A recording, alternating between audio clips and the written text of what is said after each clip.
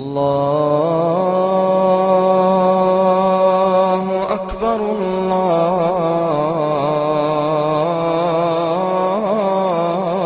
الله أكبر الله أكبر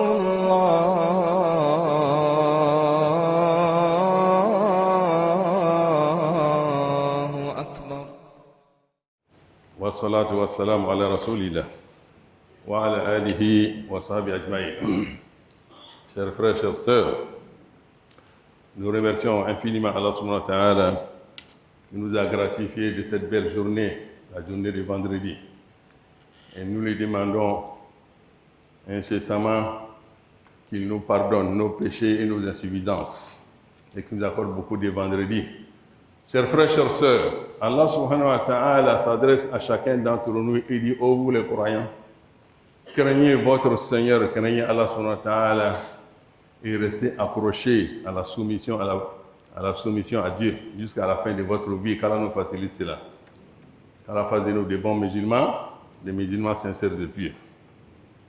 Chers frères, chères sœurs, nous devons savoir qu'Allah subhanahu wa ta'ala, dans la création, il a accordé des privilèges à certaines créatures par rapport à d'autres. Les créatures ne sont pas égales, chers frères, chères sœurs. Et ça descend dans ce cadre-là que nous allons voir que les hommes ne sont pas égaux. Il y a des prophètes, il y a des messagers, il y a des érudits, il y a les saints, tout ça. Et même les anges également, il y a une hiérarchie. Et vous allez voir également à travers les lieux ne sont pas les mêmes. Les meilleurs lieux sur la terre, c'est la Mecque, la Kaaba, où la Kaaba se trouve là, c'est les meilleurs lieux. Et également, les temps ne sont pas les mêmes. Il y a des temps qui sont meilleurs par rapport à d'autres.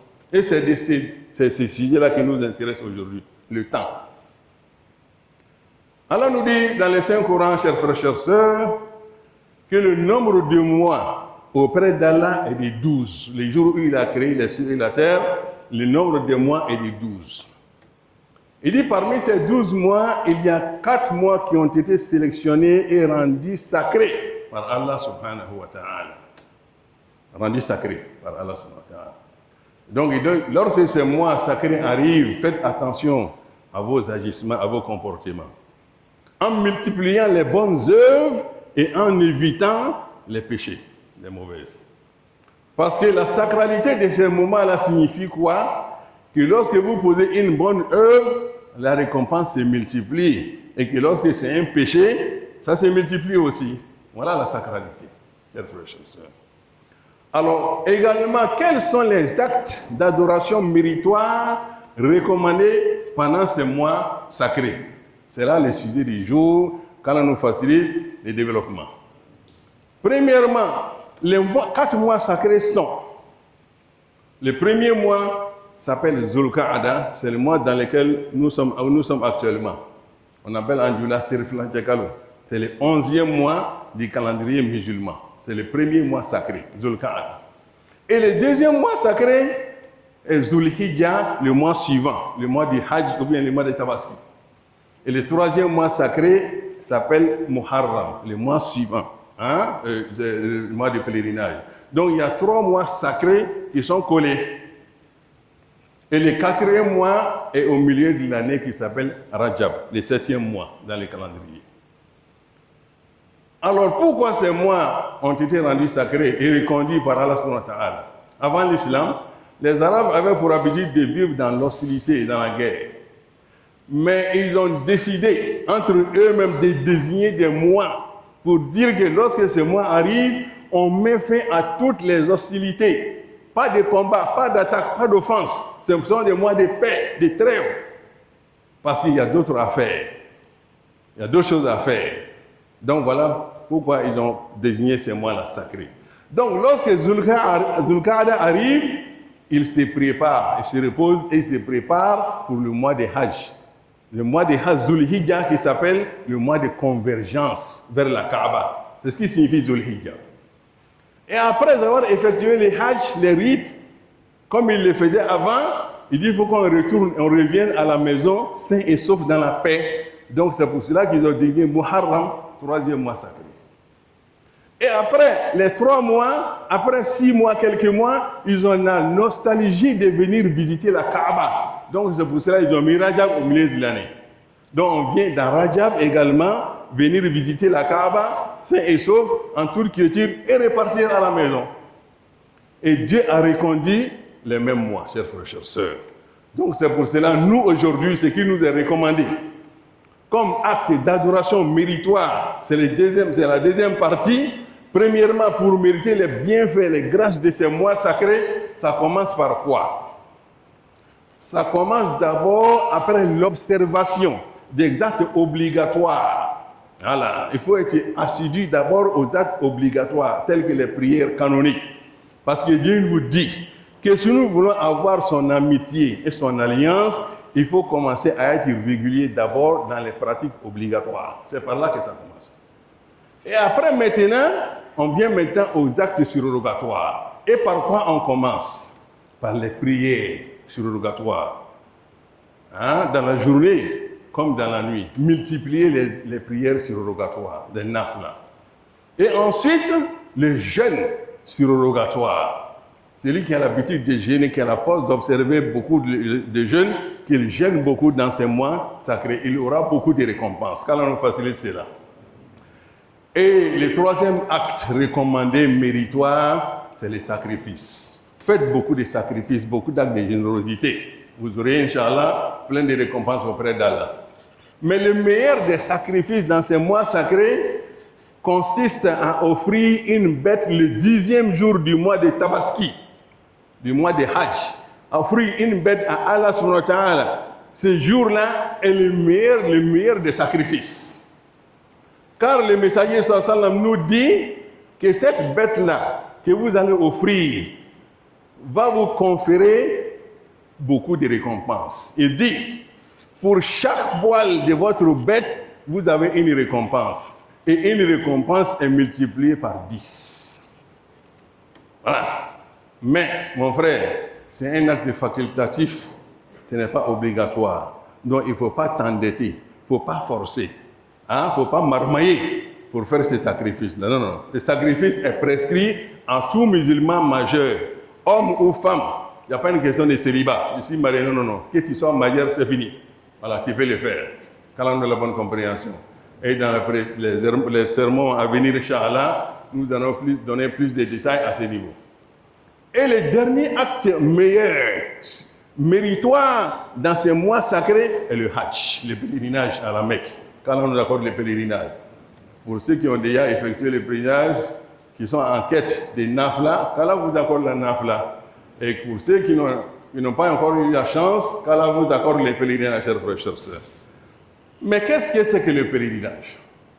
Le Hajj signifie quoi? C'est de converger, de quitter chez soi pour aller à la Mecque, où la Kaaba se trouve, avec l'intention de se sacraliser, d'aller faire le tour de la Kaaba à Tawaf, d'aller marcher entre Safa et Marwa, et d'aller observer la station à Arafat pour la face d'Allah subhanahu, pour Dieu. C'est pour ça que vous partez. Voilà. Donc, vous devez savoir que le pèlerinage a beaucoup de mérites. Premièrement, c'est le 5e pilier de l'islam. Et deuxièmement, ça vous fait pardonner vos péchés depuis que vous êtes né jusqu'au jour de Arafat. Tout est pardonné par Allah subhanahu wa ta'ala. Et 3, un pèlerinage bien fait n'a de récompense que le paradis. Maintenant, comment nous pouvons mériter d'un pèlerinage bien fait? Il y a quelques conseils d'usage que je vais donner aux pèlerins pour terminer mon intervention. Premièrement, pour que vous ayez un pèlerinage bien fait, premièrement, soyez sincères. Vous devez savoir qu'en allant à la Mecque là, c'est pour Dieu. Ce n'est pas pour une question de réputation, ni d'ostentation. Ce n'est pas pour une question d'appellation. Quand je reviens là, il faut qu'on m'appelle Hadja ou bien Lagi. Ce n'est pas pour ça. Tu vas pour pardonner tes péchés et pour avoir le paradis. Voilà le premier objectif majeur qui doit animer chacun d'entre vous. Donc soyez sincères. Même le messager lui-même, Quand il faisait son seul pèlerinage, qu'est-ce qu'il a dit en prenant l'intention? Il dit, oh Dieu, je prends l'intention d'aller effectuer mon hajj, une intention exempte d'ostentation et de réputation. Je ne le fais pas pour qu'on dise que l'Hajj Muhammad. Non, non, non. Vous avez vu où on appelle le prophète l'Hajj Muhammad? Vous avez vu ça? Et vous vous battez pour l'Hajj ici. Ah? Donc il le fait pour Dieu. Toi aussi, fais ton Hajj pour Allah subhanahu wa ta'ala. Ça, c'est le premier conseil.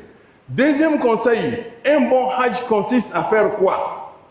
À être serviable, à être doux, à être humble, au service de tout le monde. Ils ont demandé au messager, le bon Hajj, il a à quels critères? Il dit, premier critère, c'est la bonne parole. La parole douce. Parler doucement aux gens. Parce que c'est un monde, il y a beaucoup de monde, les gens vont se retrouver. Il y a des bousculades. Mais faites preuve d'humilité et de patience. C'est ce qu'il nous recommande. La bonne parole. Et il faut répandre la salutation. Il faut saluer tout le monde. Et il faut être au service des gens. Il faut donner à manger, il faut donner à boire. Voilà, avec lesquels les arts qu'on mérite un bon hajj. Qu'Allah nous facilite cela. Et soyez endurants, soyez patients, faites preuve d'humilité. Et cherchez à fréquenter les bonnes personnes qui vous encouragent à faire davantage d'adoration. Il ne faut pas suivre les paresseux, hein, parce qu'il y en a qui sont tellement paresseux qu'ils font que dormir. Si tu suis cela, tu vas échouer. Voilà. Donc multipliez les bonnes œuvres à la Kaaba. Une prière faite à la Kaaba nous donne 100 000 récompenses. Une seule prière. Donc multipliez les prières là-bas, chers frères. Voilà le bon hajj. Qu'Allah nous aide, Inch'Allah, qu'il nous fasse la bonne compréhension. Et pour terminer, nous avons un message. Le premier message, nous devons savoir que notre imam également fait partie des partants au hajj. Donc il vous demande des prières, des bénédictions. Et le deuxième message, c'est que demain, Inch'Allah, dans notre mosquée, nous avons une opération de don de sang. Parce que le sang, ça manque à la banque. Voilà. Et il y a des malades qui meurent pour manque de sang, pour faute de sang. Alors vous êtes invités demain, Inch'Allah, à sortir massivement pour venir donner votre sang. Ceux qui ont entre 18 et 60 ans et qui pèsent moins de 60, c'est ça, non? 60 kilos. Voilà, vous êtes invités, Inch'Allah, à sortir massivement pour venir donner votre sang, pour sauver des vies. Car Dieu nous dit que quand tu sauves une vie, tu auras sauvé toute l'humanité, chers frères, chers sœurs. Donc vous êtes invités demain à partir de 8 heures d'être présents, Inch'Allah. Qu'Allah nous facilite cela. Et vous aurez beaucoup de récompenses, comme je l'ai dit, parce que ce sont des mois sacrés. Donc vous aurez beaucoup de récompenses auprès d'Allah subhanahu wa ta'ala. Qu'Allah nous donne une bonne fin, une bonne part à l'au-delà. Allahumma asina aqibatana fil umuri kulliha. وأجرنا من خزي الدنيا وعذاب الآخرة بدوام العافية وحسن الخاتمة إنك قريب مجيب الدعوات يا رب العالمين وصلى اللهم على سيدنا محمد النبي الأمي وعلى آله وصحبه أجمعين سبحان ربك رب العزة عما يصفون وسلام على المرسلين والحمد لله رب العالمين.